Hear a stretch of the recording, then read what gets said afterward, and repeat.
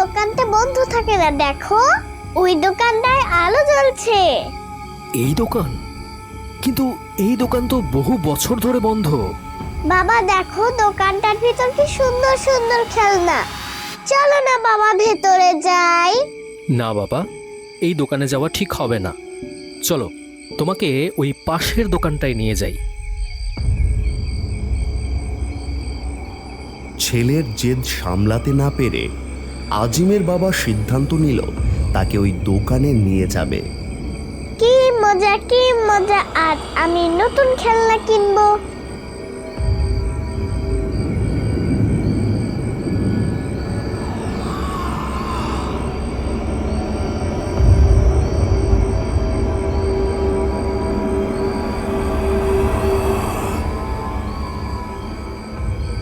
এতদিন দোকানটা বন্ধ ছিল কেন? আজকে সময় হলো তাই খুললাম। তাহলে আজ থেকে দোকানটা খোলা পাবো? হ্যাঁ। আপনি কি খুলবেন রোজ? কেন, আপনি কি খুলতে চান দোকান?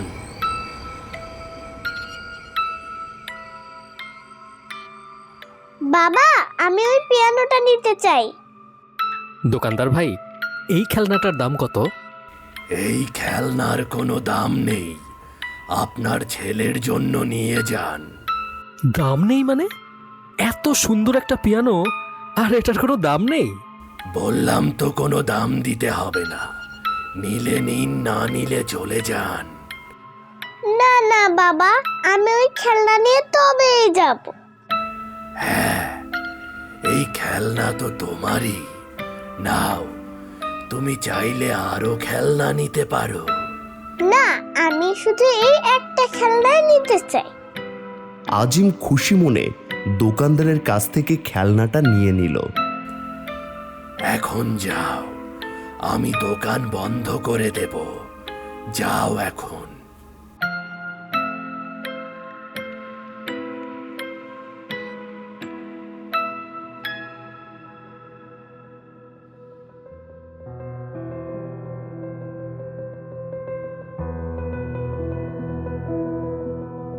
আজিমের বাবা, তুমি আজিমকে এত সুন্দর একটা পিয়ানো কোথায় থেকে নিয়ে দিলে? মা, আমি এই খেলনাটা ড্রিম চয়েস থেকে নিয়েছি। Dream choice? সেই দোকানটা তো আজ 15 বছর ধরে বন্ধ। হ্যাঁ, কিন্তু এখন থেকে খোলা থাকবে।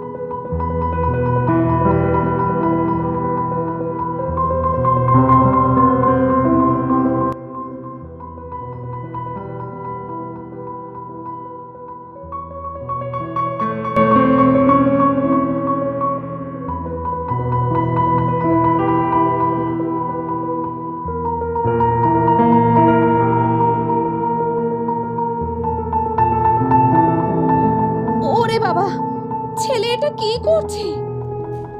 আজিম, থামো বাবা।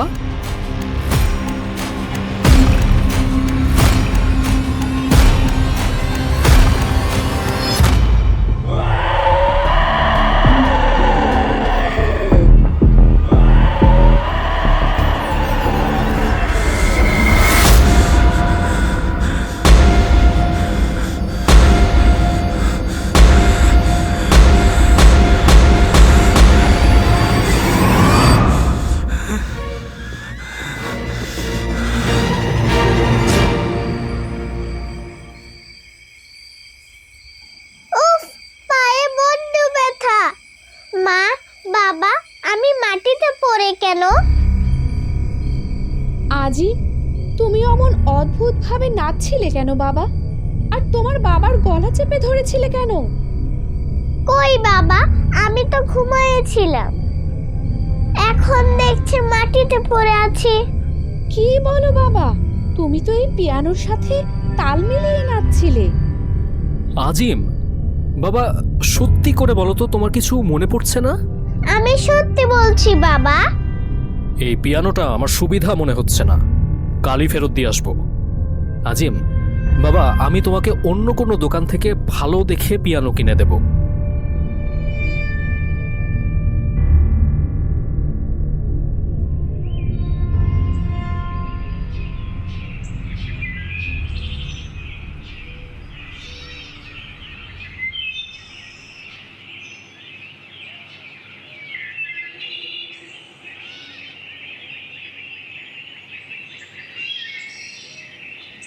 আরে আজিম বাবু, তুমি এত সুন্দর পিয়ানো কোথায় পেলে? এটা আমি ড্রিম চয়েস থেকে নিয়েছি কাকু। Dream choice? অসম্ভব, এই দোকান তো বহু বছর ধরে বন্ধ।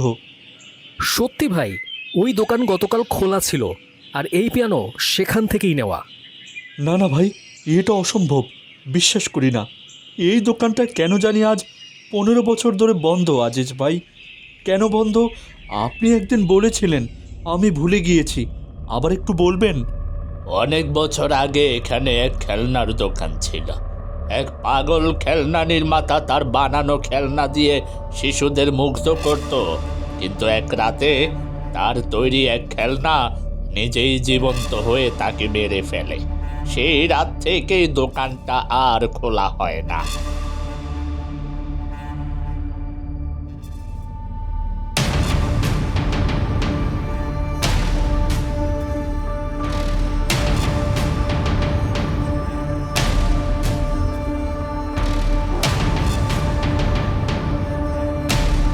বাবা, দোকানটা তো খোলেনি।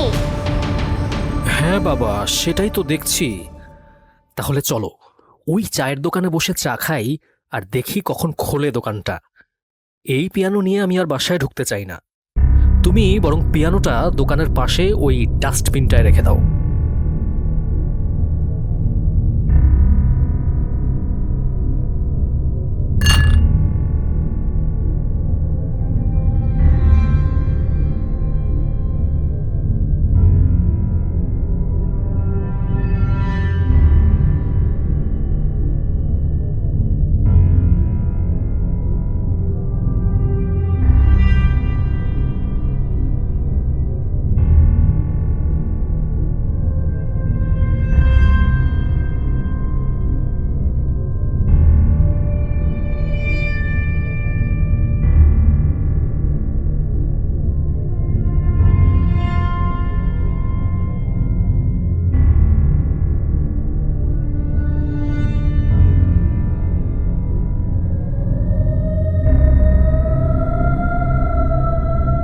এই যে ভাই, এখন দোকান বন্ধ করে ফেলবো।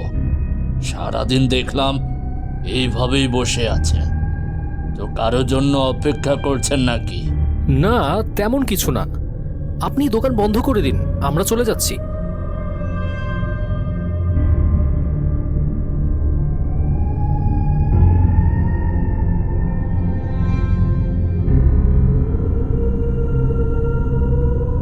বাবা, দোকান মনে হচ্ছে খুলবে না, চলো আমরা চলে যাই। আমারও তাই মনে হয়, বিষয়টা ঠিক লাগছে না। চলো ওইখানেই থাক পিয়ানো, আমরা বাসায় যাই।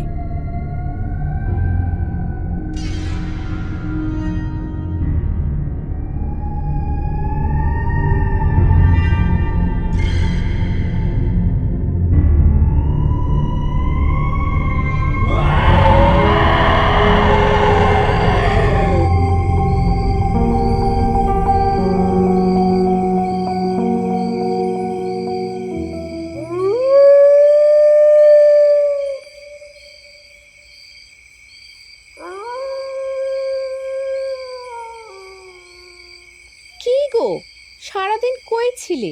আজ তো অফিসে ছুটি ছিল তোমার। আজিমের বাবা সব কথা খুলে বলল আজিমের মাকে।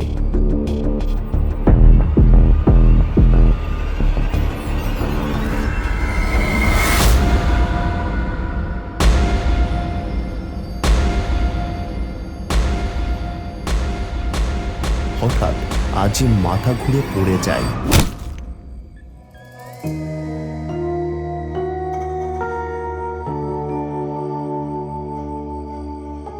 কি হলো আজিম, ওঠো। কি হয়েছে বাবা?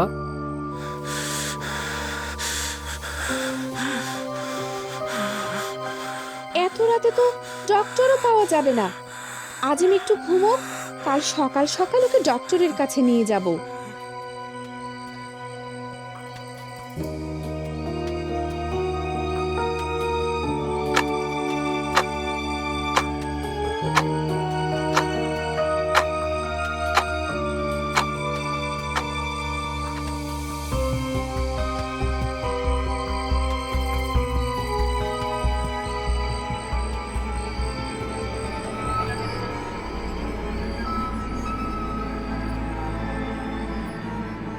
আমাকে ফেলে দিলি তো?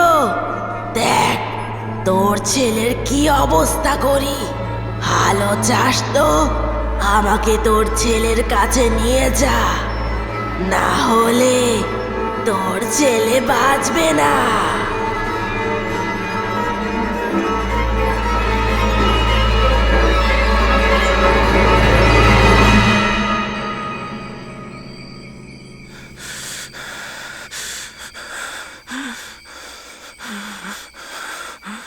আজিমের মা উঠে। আজিমের বাবা আজিমের মাকে সব খুলে বলে। তাহলে এটা ডক্টরের কাজ না। আমি একটা কথা বলি, এই সামনে বটগাছের নিচে একজন ভালো পীর বাবা বসেন, সেখানে নিয়ে গেলে আজিম সুস্থ হতে পারে। ঠিক আছে, তুমি যখন বলছো একবার চেষ্টা করে দেখি।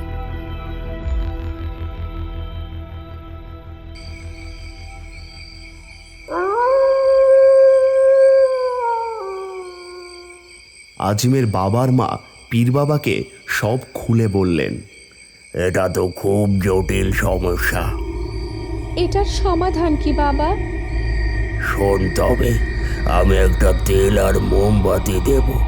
সেটা নিয়ে যদি এই বাচ্চার বাবা সেই দোকানে তেল ঢেলে আগুন জ্বালিয়ে দিতে পারে, তবে এই বাচ্চা ছেলে সুস্থ হবে। হ্যাঁ বাবা, আমি পারবো এই কাজ। আমি আমার ছেলের সুস্থতার জন্য সব করতে রাজি। হ্যাঁ, কিন্তু এই কাজ সবাই পারে না, কারণ তোকে একা যেতে হবে আর সেখানে যাবার পথে অনেক বিপদ আসবে। কিন্তু মনে রাখিস, কিছুতেই পেছনে তাকাবি না, তাহলে কিন্তু তোর ছেলে বাঁচবে না। ঠিক আছে বাবা, আমি প্রস্তুত। এই অন্ধকার থাকতে থাকতেই চলে যা।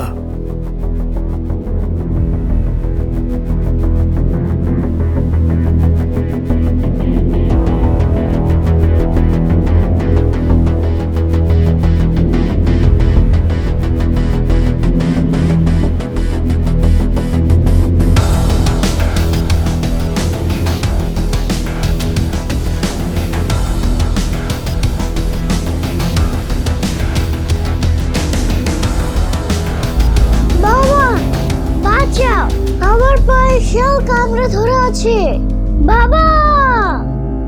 সেখানে যাবার পথে অনেক বিপদ আসবে, কিন্তু মনে রাখিস, কিছুতেই পেছনে তাকাবি না, তাহলে কিন্তু তোর ছেলে বাঁচবে না। না না, আমি পেছনে তাকাবো না। এবারও আজিমের বাবা পিছনে না তাকিয়ে হাঁটতে থাকে। এরপর আরেকটু দূরে যায়।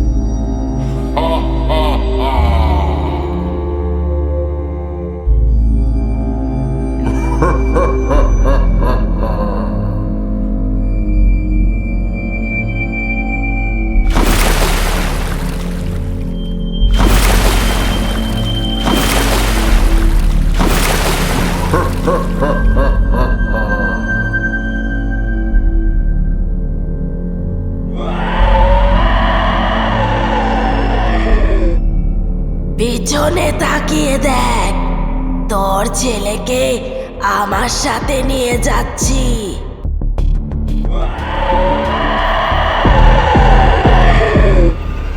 দেখে এবার আজিমের বাবা ভয় পেয়ে যায়। ওটা কি?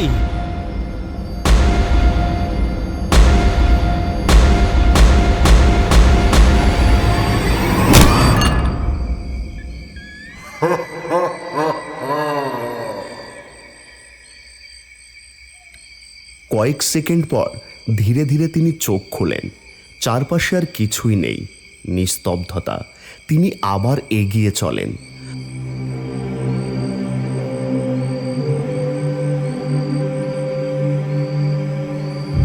আজিমের বাবা এসে পৌঁছান সেই অদ্ভুত ড্রিম চয়েস দোকানটিতে। দোকানের এক কোনায় এখনো সেই পিয়ানোটা আছে। তিনি তেলের বোতলটা বের করে দোকানের ভেতর ঢালতে থাকেন।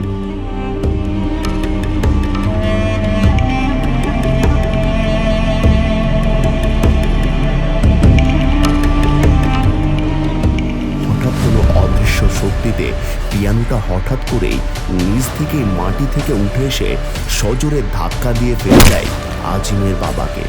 তিনি মাটিতে লুটিয়ে পড়েন। কয়েক সেকেন্ড স্তব্ধ হয়ে থাকেন, কিন্তু এবার তিনি পিছিয়ে যান না। সাহস সঞ্চয় করে উঠে দাঁড়ান, চোখে এক অদ্ভুত দৃঢ়তা। তারপর তিনি আগুন জ্বালিয়ে দেন।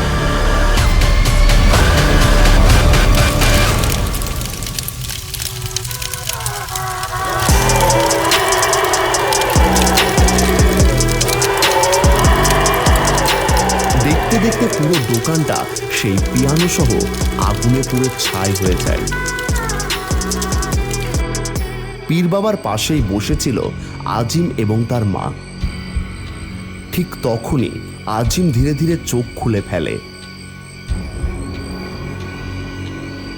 মা, আমার কি হয়েছিল?